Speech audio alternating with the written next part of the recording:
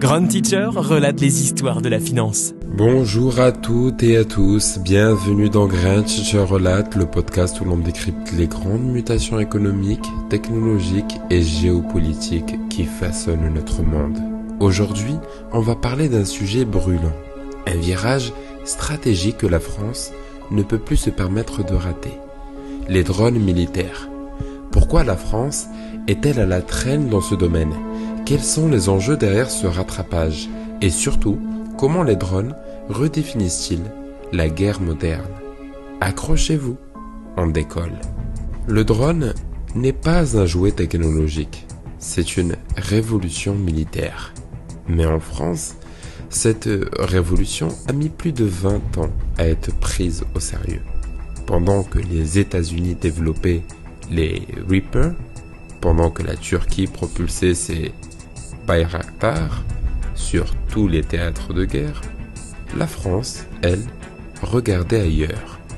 Pendant sans doute que cette vague technologique n'était qu'une parenthèse passagère.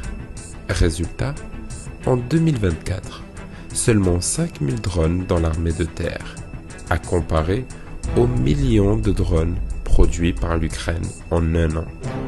Oui, vous avez bien entendu. 1 million.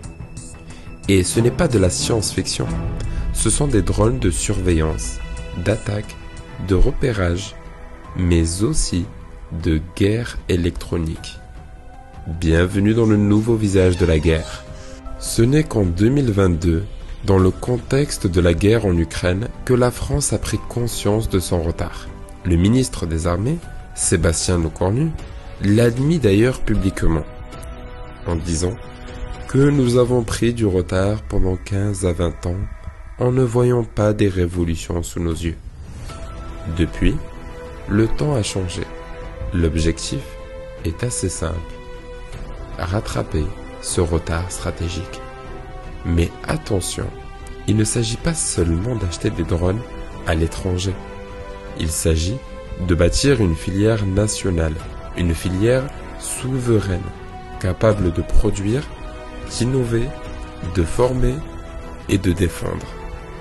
Car derrière le drone, il y a bien plus qu'un simple appareil volant. Un drone, c'est quoi ? C'est un œil permanent sur le champ de bataille, c'est un moyen de frapper à distance, c'est un outil de renseignement ultra précis, et c'est aussi une capacité à neutraliser ou brouiller l'ennemi. Dans les conflits modernes, celui qui domine le ciel invisible des drones domine souvent le terrain. Mais il y a un second front, souvent négligé, la lutte anti-drone, car ces appareils sont petits, mobiles, discrets et dangereux. La France avait jusqu'à récemment de grandes lacunes dans ce domaine. Certaines ont été comblées, d'autres persistent. Ce jeu du chat et de la souris, entre drone et contre-drone, devient un nouvel équilibre stratégique mondial. Le tournant drone, ce n'est pas que militaire, c'est aussi un enjeu économique et industriel. Créer une filière drone en France, c'est des emplois dans l'aéronautique, l'IA, la cybersécurité. C'est aussi des investissements massifs dans la recherche militaire, mais pas que. Un levier d'exportation pour l'industrie de défense et un signal fort, puisque la France veut redevenir une puissance technologique. Mais cette ambition pose aussi des questions éthiques et géopolitiques. Jusqu'où aller dans l'autonomie des drones ? Doit-on laisser des algorithmes décider de la vie ou de la mort sur un champ de bataille ? Quel cadre légal pour ces nouvelles armes ? Et surtout, comment éviter qu'un jour, ces mêmes drones se retournent contre leurs propres concepteurs, dans les mains de groupes terroristes ou d'États voyous ? L'Europe, dans son ensemble, doit réfléchir à ces défis, et pas seulement la France.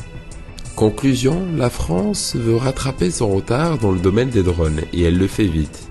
Mais le défi est énorme.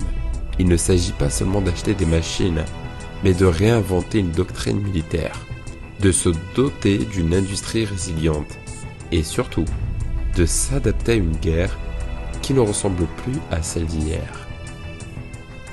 Les drones sont les chevaux de Troie du XXIe siècle et la guerre de demain se joue dès aujourd'hui.